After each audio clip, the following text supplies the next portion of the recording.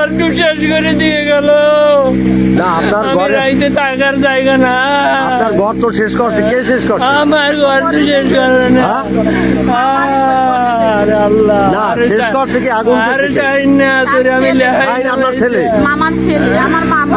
আর মাওলা আমি তা আপনার সাথে বিরোধ কি নিয়ে? ছেলের সাথে? কিছু নাই, ও আইসে লোন দিব, আমি আবার লোন 50 লক্ষ টাকা উঠাই দিয়েছি মঠ বাড়ি দেয়া লোন নিয়েছে, আবার আইসে লোন এটা আমি উঠাই দিব। তো কাজ করে কি? কোনো কাজ? ও বিদেশে যায়, ও হুন্ডির ব্যবসা করে এই দেশে, এই করে ও। তা আপনার সমস্ত তো নিঃস্ব।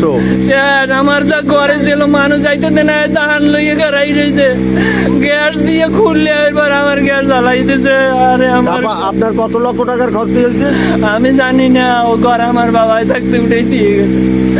আমার বাবাই থাকতে ওই ঘরের পুতায় মাটি দিয়ে গেছে। লক্ষ টাকা খরচ হয়েছে, 1 বছর দান সিদ্ধ করে বানাই। আমার কিচ্ছু নাই, সব আমার ঘরে। বড় বড় সব আর আমার চাউল 3 ড্রাম চাউল করে। আপনি এটা ফেসবুকে দেওয়ার দরকার নেই, একটু অবজার্ভ না যাইতে পারেন না। না অফ যাওয়ার অর্থটা কি? ফেসবুকে দিলে কি আপনার অনেক নাম না তোমার একটা ঘটনা, তোমারও তো ঘর, এই ঘরটা তো তোমার। না, আমি আগুন দিচ্ছি, আমার ঘর আমি করছি, সমস্যা কি? না তোমার তো অধিকার নাই, তোমার ঘর হইলে তোমার তো অধিকার নাই আগুন দেওয়ার। কে বলছে? তুমি সন্তান জন্ম দিতে পারো, তুমি খুন করার অধিকার তোমার নাই। কে বলছে? তুমি আইন তো আমার শিখাইতে পারো না। তুমি প্রশাসন আছে, এই আইন তুমি আমার কাছে আছে, প্রশাসন আছে, প্রশাসন বলছে। না প্রশাসন সব নাই, এরা দেখে। এটা জনগণেরও আছে, এলাকার জনগণেরও আছে কিছু এলাকার দায়িত্ব জনগণ করতে। আগে ছিল কোথায়? আগে ছিল কোথায়? আগে বলছো জনগণের কাছে। তুমি তো একটা মানে তোমার বাবার বাড়ি বা তোমার নিজের বাড়ি, এটা তো তুমি নিশ্চয় দিয়ে মানুষ নিরাশ্রয় করতে পারো না, এটা তো তোমার অধিকার নাই। তুমি আইনের কাছে আইনের হাতে তুলে দিতে পারো যে আমার এই করে না, তুমি তো এটা করতে পারো না। ঘটনা হয়েছে তাদের হলো বাপুতের ব্যাপার, কি নিয়ে তাদের গন্ডগোল সেটা তো আমরা জানি না। আমাকে ফোন দেওয়া হয়েছে যে এটি ওর নুরক মোলার ঘরে তার বড় ছেলে আগুন দিতে।